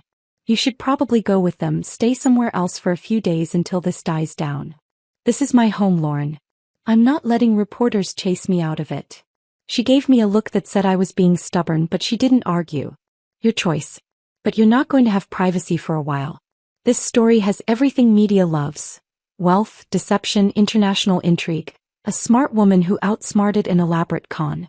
You're going to be famous whether you want to be or not. Famous. The word felt foreign and unwelcome. I'd spent my entire career working behind the scenes, building cases that other people presented in court, finding evidence that prosecutors used to convict criminals. I'd never wanted attention. I'd wanted to do good work and go home at the end of the day. Now my face was on national news, my story was being discussed by people who'd never met me, and my privacy had evaporated like morning fog. The interview with Patricia Hamilton aired the following Thursday. She'd kept her promise. Intelligent questions about forensic accounting techniques, red flags in financial behavior, the psychological impact of discovering long-term deception. No sensationalism. No tabloid angles. Just a thoughtful conversation about fraud, identity theft, and the sophisticated schemes criminals use to exploit trust. My phone exploded afterward. Messages from former colleagues congratulating me on the interview. Friends from college reaching out after years of silence. Distant relatives I barely remembered sending support. But the messages that mattered most came from strangers. Women who'd seen the interview and recognized their own situations in my story. My husband has been acting strange for months. Small things that don't add up. Your interview made me realize I'm not crazy for noticing. I thought I was paranoid, but after hearing you talk about red flags, I checked our credit cards. There are charges I can't explain. Thank you for showing that it's okay to trust your instincts.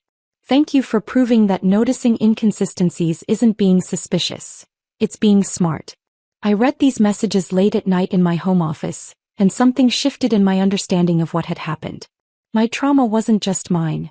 It was a blueprint that others could use to recognize their own situations, to trust themselves when something felt wrong. 3 weeks after Reese's arrest, my doorbell rang at 8 p.m.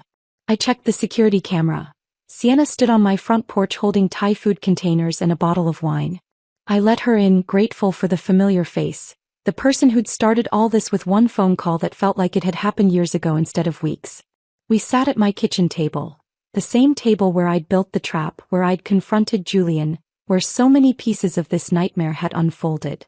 Sienna unpacked food in silence, her movements careful and deliberate. For a while we just ate. The comfortable silence of people who'd known each other their entire lives, who didn't need words to fill space.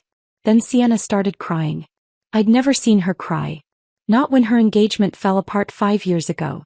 Not when she'd been in a plane accident that nearly killed her. Not at family funerals or during personal crises. Sienna was the tough one, the steady one, the person who held everyone else together. I'm so sorry, she said, her voice breaking. Dane, I'm so sorry. For what? You saved me. That phone call. I should have called you months ago. She wiped her eyes with the back of her hand, mascara smearing.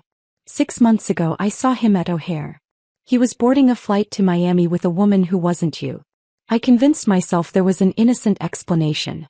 That maybe it was a colleague. That I was seeing things. My chest tightened. You saw them together? Not just together. Intimate.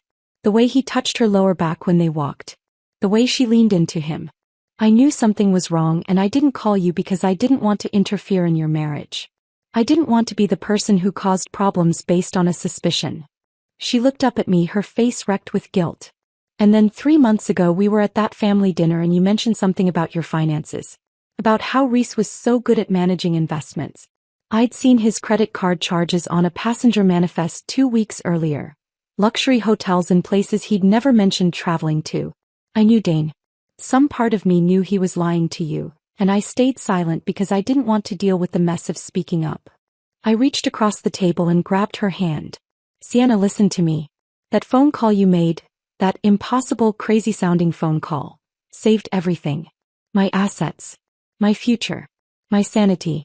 If you called me 6 months ago with a suspicion, I might not have believed you. I would have made excuses. But you called me when you had proof, when the lie was so impossible to explain away that I had to face it. You didn't fail me. You saved me. But you lived with that imposter for months. You went through months of... I survived. I cut her off. I'm still here. And I'm going to use what happened to help other people. That's because of you. Your phone call started everything. We both cried then. The ugly, cathartic kind of crying that comes from releasing guilt and fear and trauma that had been building for weeks. When we finally stopped, Sienna opened the wine and we drank straight from the bottle, too exhausted for glasses. What happens now? She asked. I don't know. The trial won't be for months. Reese is fighting extradition from Dubai. My lawyer says it's a losing battle, but it'll drag out the process. In the meantime, I gestured vaguely at my kitchen, at my life, at the ruins of everything I'd thought was real. I figure out how to move forward. You could sell the brownstone. Start fresh somewhere else. I'd thought about it. But something in me rebelled against the idea of letting Reese's betrayal chase me out of the home I'd made, the neighborhood I loved, the life I'd built. No, I said. This is my home. He doesn't get to take that too. Sienna smiled, tired and sad but genuine. There's the Dane I know. Stubborn as hell. She stayed the night in my guest room, and having someone else in the house made it feel less haunted, less like a crime scene I was living in. The next morning I woke up to 17 new voicemails. Messages from women asking if I took clients, if I could help them investigate suspicious behavior, if I offered consulting services for people who suspected fraud in their own marriages. I sat on the edge of my bed listening to these strangers tell pieces of their stories, and realized I'd accidentally created a demand for expertise I'd never thought to offer professionally. By the time I got my first official client 6 weeks after Reese's arrest, I'd already leased office space in a building overlooking Lake Michigan and ordered business cards that read, Dane Holloway Consulting, Identity Verification and Asset Protection Specialists. Lauren agreed to partner with me, bringing her FBI background and security expertise. We developed screening protocols combining facial biometrics, financial forensics, behavioral analysis, and digital footprint tracking. My first client was named Patricia, a corporate lawyer from Boston who suspected her husband had been hiring lookalikes to maintain alibis while he traveled for work that didn't quite add up. It took me 3 weeks to prove she was right. 3 weeks of following money trails, analyzing travel patterns, conducting surveillance with Lauren's help. When I handed Patricia the evidence folder, photographs, financial records, testimony from the actor her husband had hired, she cried. Not from sadness but from relief. I thought I was losing my mind, she said, her voice shaking. Everyone told me I was paranoid, that I was creating problems where none existed. My therapist suggested I might have anxiety issues. You weren't paranoid, I told her. You were paying attention. Trust that. That moment crystallized everything. My purpose wasn't just about revenge anymore. It was about helping women trust themselves when everyone told them they were wrong, when reality was being edited and they were the only ones who noticed the seams. Reese had tried to make me a victim. Instead, he'd accidentally given me a mission. And I was just getting started. My consulting business grew faster than I'd anticipated. Within 3 months, I had a waiting list of clients and had hired 2 additional investigators. Both women with backgrounds in financial forensics and law enforcement who understood the unique dynamics of investigating people you'd once trusted completely. But everything stopped when the call came from the U.S. Attorney's Office. Reese's extradition had finally been approved. He'd be arriving in Chicago within the week for arraignment. I'd known this day was coming. I'd prepared for it, mentally rehearsed how I'd feel, what I'd say if reporters asked for comment. But knowing something intellectually and experiencing it emotionally were entirely different things. The day they brought him back, I couldn't help myself. I pulled up the news coverage on my office computer, watching the live footage of O'Hare Airport. There he was. Reese Chandler. My husband. The man I'd shared a bed with for 7 years. The man who'd held me while I cried at my father's funeral. The man who'd hired an actor to replace himself so he could steal everything we'd built together. He wore an orange jumpsuit, hands cuffed in front of him, flanked by federal marshals who looked like they weren't taking any chances. Cameras flashed. Reporters shouted questions he didn't answer. His hair was badly cut, prison barbershop work. His face looked thinner, older, the confidence I remembered stripped away by 3 months in Dubai custody. Our eyes met through the camera lens. Impossible, I knew, but it felt real for just a moment. Then he was gone, hustled into a waiting vehicle, and the footage cut to an anchor discussing the upcoming trial. Lauren appeared in my office doorway. "You okay?" "I don't know," I said honestly. Part of me expected to feel something seeing him. Bigger. Satisfaction. Something. But I just feel empty. That's normal. The anger comes in waves. So does the grief. They'll both hit you when you least expect it. He was right. That night, alone in my brownstone, I found myself crying over a coffee mug. The stupid navy blue mug that Julian had used, that Reese had used before him, that now sat in my cabinet like an artifact from an archaeological dig of my former life. I threw it against the kitchen wall. It shattered with a satisfying crash, ceramic shards scattering across the floor. Then I sat down and cried harder because destroying a mug didn't actually make anything better. The arraignment was scheduled for Monday morning. I wasn't required to attend, but I wanted to. Needed to. I needed to see him in that courtroom, needed to watch him answer to charges that I'd helped build. I wore my best suit, the charcoal gray one I saved for important depositions. Professional armor. I walked into that federal courthouse with my head high, flanked by Lauren on one side and the lead prosecutor, Susan Blackwell, on the other. The courtroom was packed. Media in the back rows. Reese's business partners, probably trying to distance themselves from the scandal. His mother Helen looking diminished and gray. His brother Marcus, who wouldn't meet my eyes. And then Reese was let in. He wore a cheap suit, probably provided by his public defender since all his assets were frozen. His hair was still badly cut. His hands were folded on the defense table in that same gesture I'd seen 1,000 times. Fingers interlaced, thumbs pressed together. When his eyes found mine across the courtroom, I saw him flinch. Chilly flinch. Like seeing me was a physical blow. Good. The judge, a stern woman in her 60s named Margaret Reeves, read the charges in a voice that echoed through the silent courtroom. 18 counts. Identity theft. Wire fraud. Money laundering. Conspiracy to commit fraud. Embezzlement. Each count carried years of potential prison time. Reese's attorney, a sharp-dressed man named Richard Montgomery who looked like he charged $1,000 an hour, entered a plea of not guilty. I almost laughed. The evidence against Reese could fill a warehouse. His not guilty plea was theater, a formality before the inevitable. The trial began 4 months later. 4 months of preparation, of reviewing evidence, of meeting with prosecutors, of steeling myself for what was coming. My testimony was scheduled for day 7. A Tuesday morning in late spring, unseasonably warm. The kind of day that should have been beautiful if I wasn't about to sit in a witness box and recount the worst betrayal of my life. Susan Blackwell walked me through everything. Sienna's phone call. The discovery of Julian. The financial forensics. The offshore accounts. The fake investment opportunity that had triggered Reese's arrest. My voice stayed steady throughout.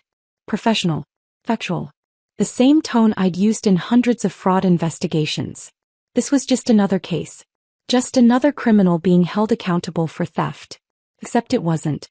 And when I glanced at Reese during my testimony, when I saw him sitting there looking small and defeated, something in my chest twisted painfully. I'd loved that man. Built a life with him. Trusted him completely. And he'd thrown it all away for money and a woman who'd turned state's witness the moment she realized she was going to prison. Richard Montgomery's cross-examination was exactly what Susan had prepared me for. He painted me as vindictive, jealous, A woman scorned who'd manufactured evidence out of spite. "Isn't it true, Mrs. Chandler," he said, his voice smooth and condescending, "that you and your husband had been experiencing marital difficulties for years? That you resented his success, his family connections, his professional achievements?" "No," I said calmly. "That's not true. Isn't it possible that when you discovered his relationship with Ms. Ashford, you decided to retaliate by framing him for financial crimes? That you used your expertise as a forensic accountant to manufacture evidence?" "No. The evidence isn't manufactured. Every transfer is documented. Every email is authenticated. Every piece of financial data can be verified by independent auditors. But you're the one who discovered this evidence. You're the one who conducted the investigation. How convenient that everything points to your husband's guilt when you're the one who—" "Your client hired an actor to replace himself," I interrupted, my voice sharp now. "He paid for extensive cosmetic surgery to make that actor look exactly like him. He lived in my house, sleeping in my bed, eating at my table for 4 months while your client stole money and planned his escape. I didn't manufacture that. I documented it. There's a difference." Montgomery tried a few more angles, but Susan had prepared me well. Every attack was deflected with documentation, with timestamps, with evidence that couldn't be explained away. When I finally stepped down from the witness box, I felt drained but intact. I'd survived the worst of it. Then Claire took the stand. I hadn't expected to feel anything watching her testify. She'd been complicit in everything, had helped Reese plan his exit, had known about the stolen money, had been waiting in Dubai to start their new life with assets taken from me. But watching her now, I felt an unexpected pang of something like pity. She looked nothing like the confident woman from Sienna's photos. Prison orange had replaced designer clothes. Her red hair hung limp and unwashed. Her face was pale, makeup-free, showing every line that stress and regret had carved. "Tell the court how you met the defendant," Susan prompted. Claire's voice was small, hesitant. "At a charity fundraiser in New York. About 18 months ago. He approached me at the bar. He was charming. Kind of. He said he was separated from his wife, but she was making the divorce difficult." "What did he tell you about his wife?" "That she was vindictive. That she wanted to take everything in the divorce just to punish him for wanting to leave. That he was trapped in a marriage that had been dead for years." Claire's voice cracked. "I believed him. I believed everything he said." Susan walked her through the rest. How Reese had courted her for months. How he'd promised they could be together once he'd protected his assets from his greedy wife. How he'd convinced her to quit her job and sell her apartment to prepare for their new life together. "I gave up everything," Claire said, tears streaming down her face now. "My career. My apartment. My relationship with my family. He promised me we'd start fresh in the Maldives. That we'd finally be free. I didn't know the money was stolen. I didn't know he'd hired someone to replace him. I thought," her voice broke completely, "I thought he loved me." The defense attorney tried to discredit her, suggested she was lying to reduce her own sentence. But the email records supported every word. The communications between Reese and Claire, spanning 18 months, discussing the plan in explicit detail. What struck me most was watching Reese's face during her testimony. He looked betrayed. Actually betrayed. As if he couldn't believe Claire would turn on him, would cooperate with prosecutors, would choose her own survival over their supposed love. The irony was so thick I could taste it. During the lunch recess, I encountered Claire in the hallway outside the courtroom. We stood there for a moment, two women whose lives had been demolished by the same man, neither of us sure what to say. "I'm sorry," she finally whispered. "For all of it. I know that doesn't change anything, but I am." I studied her face, looking for lies, for manipulation. But I only saw exhaustion and genuine remorse. "You gave up everything for him," I said quietly. "So did I. The difference is, I chose to save myself instead of going down with him." She nodded, fresh tears spilling over. "I wish I'd been that strong." A bailiff called us back to the courtroom before I could respond. We walked in opposite directions. Her to the witness room, me to the gallery, and I never spoke to her again. The jury deliberated for 6 hours. I sat in that courtroom with Sienna and Lauren on either side of me, all of us silent with anticipation. When the jury finally filed back in, I tried to read their faces, looking for hints of their decision. But they were carefully neutral, trained not to reveal anything before the official announcement. The foreman stood. On count 1 identity theft, we find the defendant guilty. Sienna's hand found mine, squeezing hard. On count 2 wire fraud, we find the defendant guilty. Guilty. Guilty. Guilty. 18 counts. 18 guilty verdicts. Reese's face went blank. Complete shock. Like some part of him had believed his expensive attorney would save him, that his charm would work on the jury the way it had worked on everyone else his entire life. His mother cried out, a sound of pure anguish. Marcus put his head in his hands. The judge announced she'd review sentencing guidelines and make her determination in 2 weeks. Marshals moved forward to take Reese back into custody.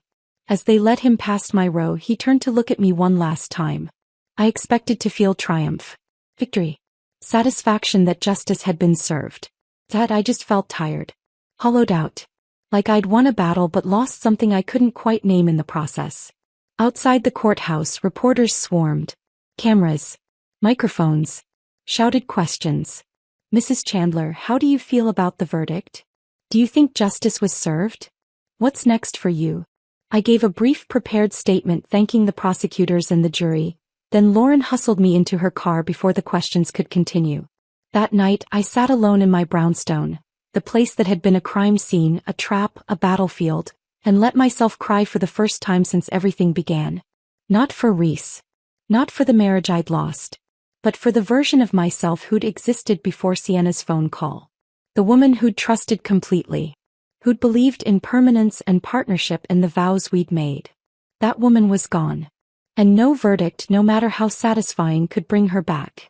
The morning after the verdict, I woke up in my brownstone and realized I had no idea what to do next. 4 months, everything had been focused on the trial. Preparing testimony. Reviewing evidence. Meeting with prosecutors. Building the case that would put Reese away. The trial had given me purpose, direction, a clear enemy to fight. Now that fight was over. And I was left sitting in a house full of memories I didn't want, married to a man who'd be in prison for over a decade, with a life that needed rebuilding from rubble. I made coffee. Sat at my kitchen table. Stared at the wall. My phone rang. A client. A woman from Atlanta whose husband had been moving money in suspicious patterns. She needed an update on her case. Work. I could do work. Work made sense. Work had rules and procedures and outcomes I could control. I spent the next 2 weeks diving into my consulting business with the kind of obsessive focus that probably wasn't healthy but kept me functional. My waiting list had grown to 47 women. Lauren and I were conducting investigations in 6 states simultaneously. The sentencing hearing was scheduled for a Tuesday morning in mid-June. I almost didn't go. The verdict was already in. What did it matter what sentence the judge imposed? But Sienna convinced me.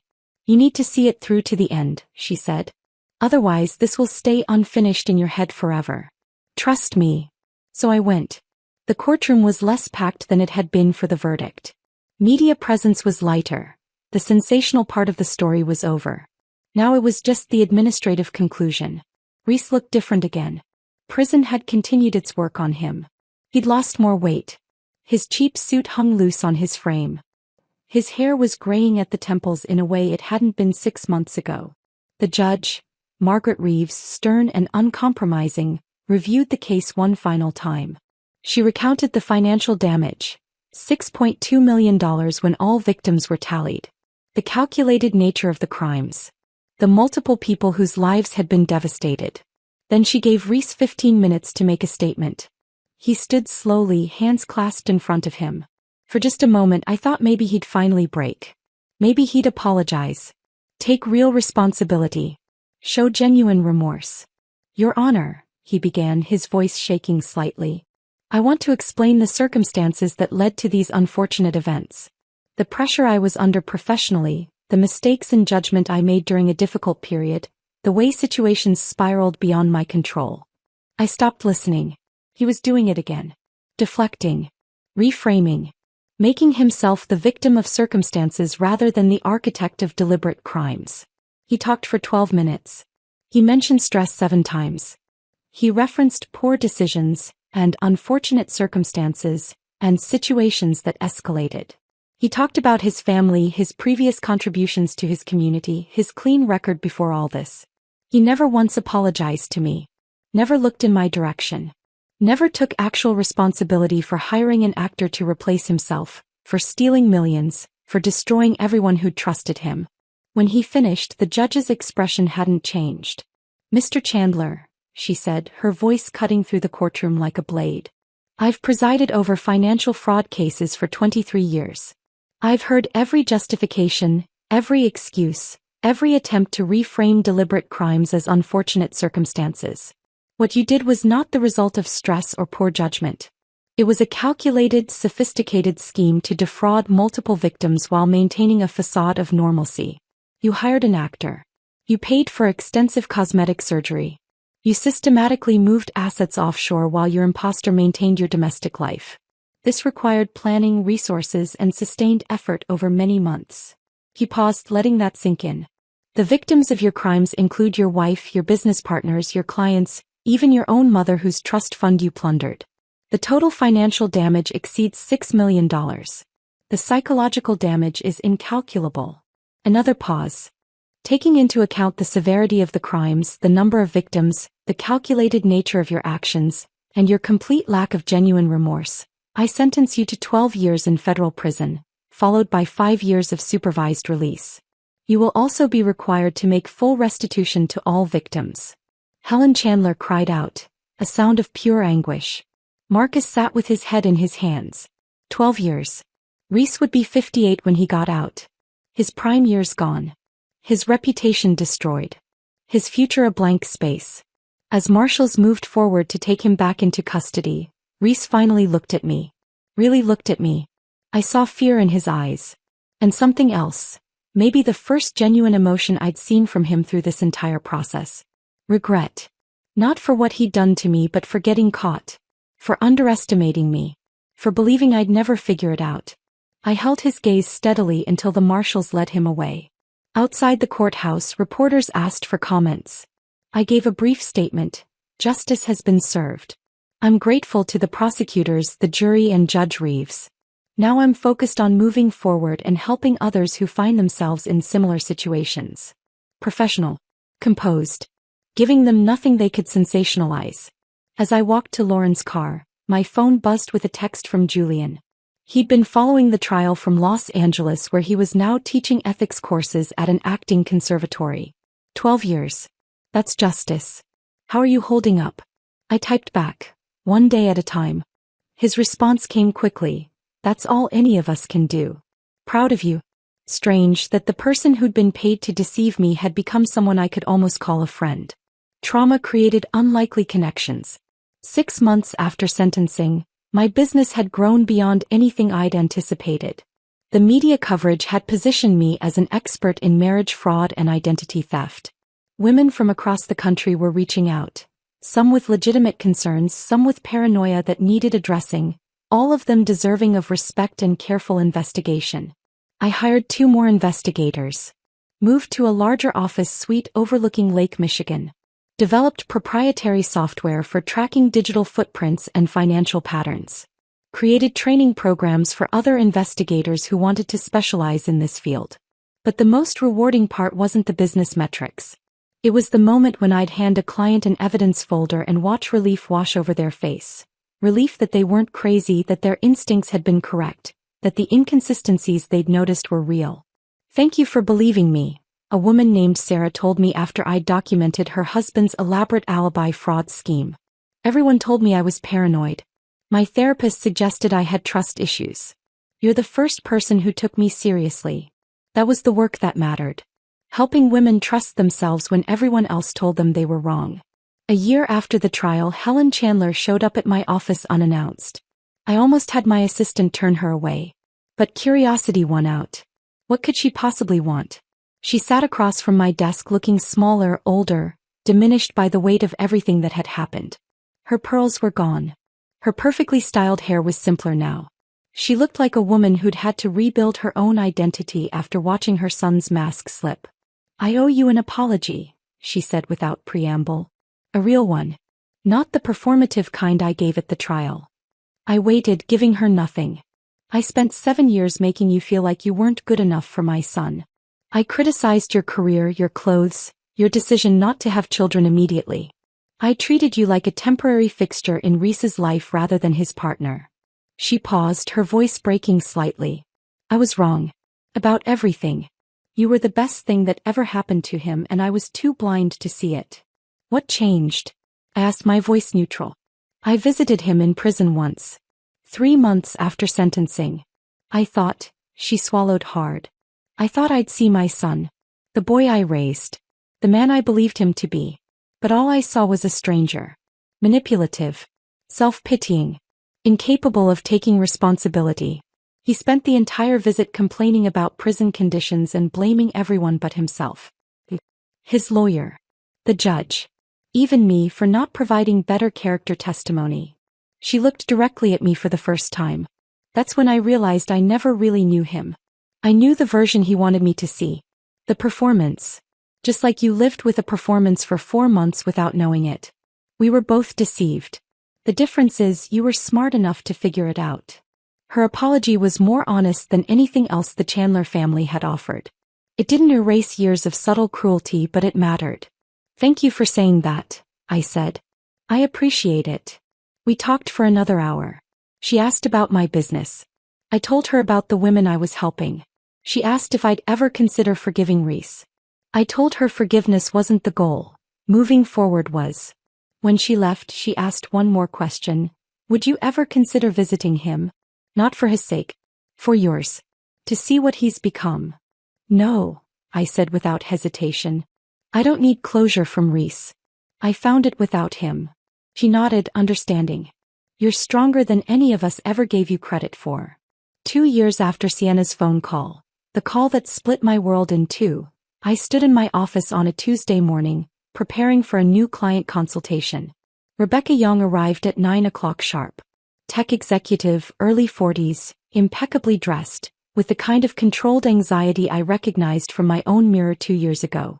Tell me everything, I said, pulling out my notepad. She took a shaky breath. 3 months ago, my business partner saw my husband at a restaurant in New York. But he was supposed to be in Seattle with me that weekend.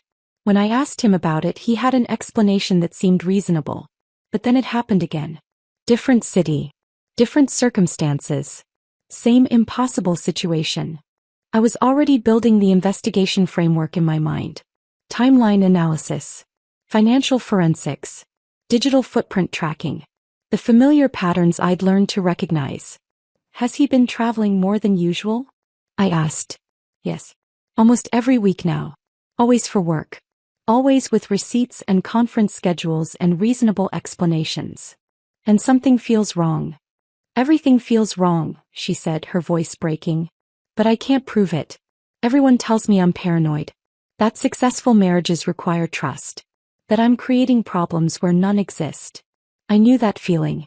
The gaslighting that came from trusting your instincts while everyone else told you were imagining things. Rebecca, I said firmly. Your instincts are telling you something's wrong because something is wrong. Healthy relationships don't create this kind of persistent unease. We're going to investigate. We're going to find the truth. And whatever that truth is, you're going to be able to handle it. Because knowing is always better than living in uncertainty. Her eyes filled with tears. Thank you. You have no idea how much I needed to hear that. But I did know. I knew exactly how much she needed validation. How desperately she needed someone to take her seriously. This was what I did now. This was who I'd become. Not the naive woman who'd trusted completely. Not the victim of an elaborate con. But someone who'd survived betrayal and turned that survival into purpose. Reese had tried to erase me. Replace me. Steal everything I'd built. Instead, he'd accidentally created something far more dangerous than he'd ever anticipated. A woman who understood exactly how fraud worked, who could spot deception in its earliest stages, who knew how to document evidence that would hold up in any court. He'd wanted to make me a victim. He'd made me a weapon. And every day I used that weapon to help women protect themselves from men who thought they were too smart to get caught. Outside my office window, Lake Michigan stretched toward the horizon, vast and cold and beautiful. I'd survived my own drowning in those waters. Now I pulled others from the depths before they went under completely. Reese was in prison. Claire was in prison. Julian was teaching ethics. The Chandler family was rebuilding their reputation one apology at a time. And I was here in my office overlooking the lake, helping Rebecca and all the women who would come after her. Not for revenge. Not for vindication. But because I'd learned the most important lesson of all. The best response to betrayal isn't destruction. It's transformation. And I'd transformed into someone stronger than the woman I'd been, more capable than the victim Reese had tried to create, more purposeful than I'd ever been in my comfortable marriage. He'd taken my trust, my marriage, my sense of security, but he'd accidentally given me something more valuable. The knowledge that I could survive anything, the skills to help others do the same, and the understanding that real strength comes not from never being broken, but from rebuilding yourself into something better than what you were before. That was the victory he'd never understand. And as I listened to Rebecca's story and began building her investigation, I felt something I hadn't felt in 2 years. Not closure. Not peace. Not happiness. But purpose. Real, earned, hard-won purpose. And that was enough. If this story of calculated justice kept you hooked until the very end, hit that like button right now. My favorite part was when Dane served shrimp scampi to the imposter, watching him eat the meal that should have killed the real Reese. What was your favorite moment? Drop it in the